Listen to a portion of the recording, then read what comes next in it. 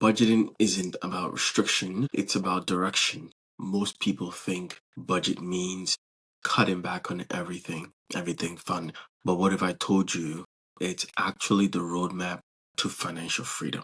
Today, I'm going to break down the easiest formula to finally get your money under control. It's called the 50-30-20 rule.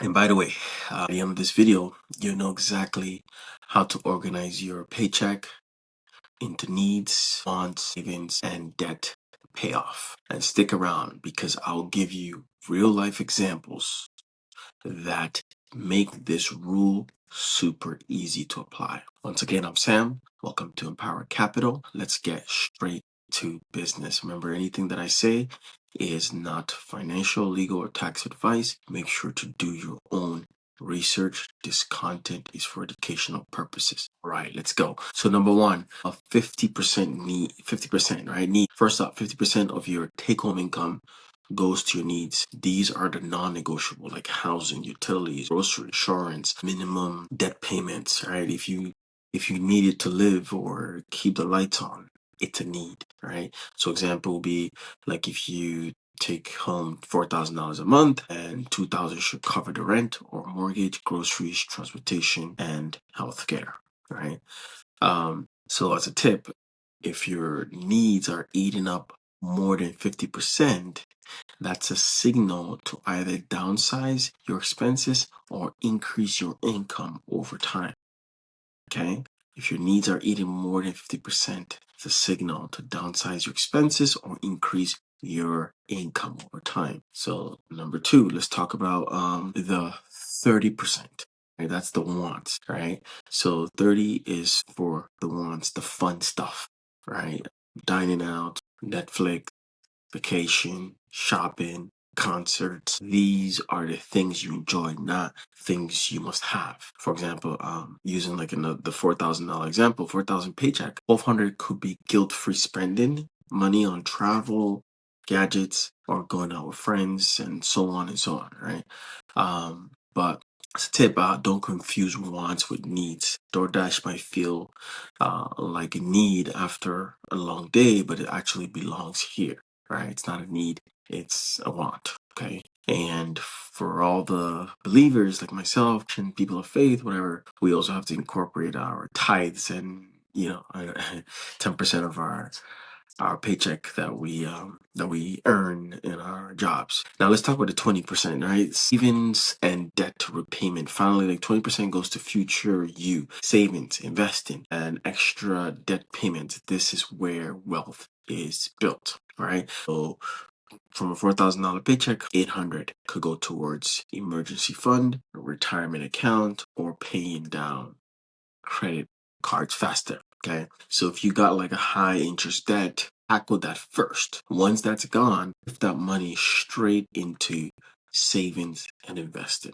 So to sort of like encapsulate everything or recap everything, right? 50% goes to needs, 30% goes to wants, 20% goes to savings and debt if you have any. It's simple, it's flexible, and it works at any income level.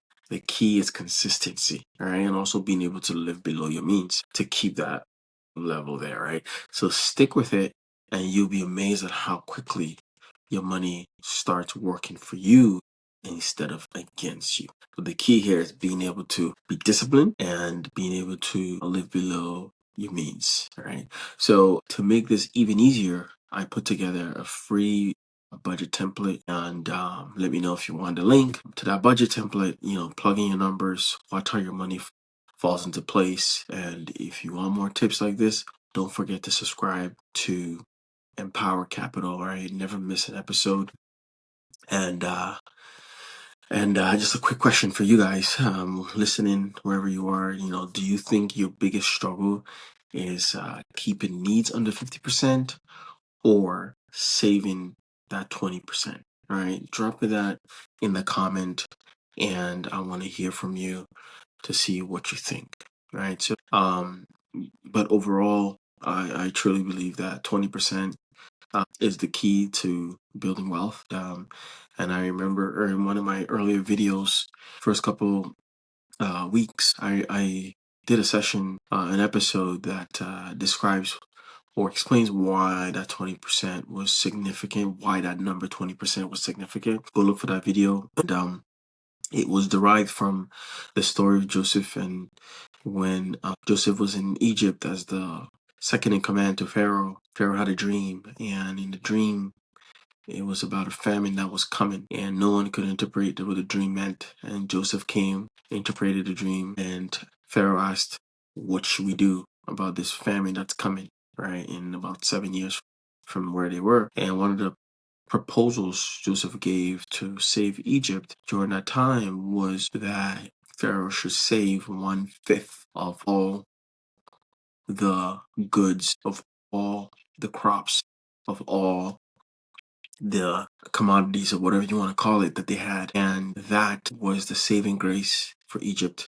And later on, his family also, his father and his brothers later came to also get some food later, which sustained his people, through that proposition that he, or advice that he gave to Pharaoh, was that 20%, 1/5. It's in the scriptures. It's in the Bible. So some believe that 20% is that number, is that golden number, right? 2%,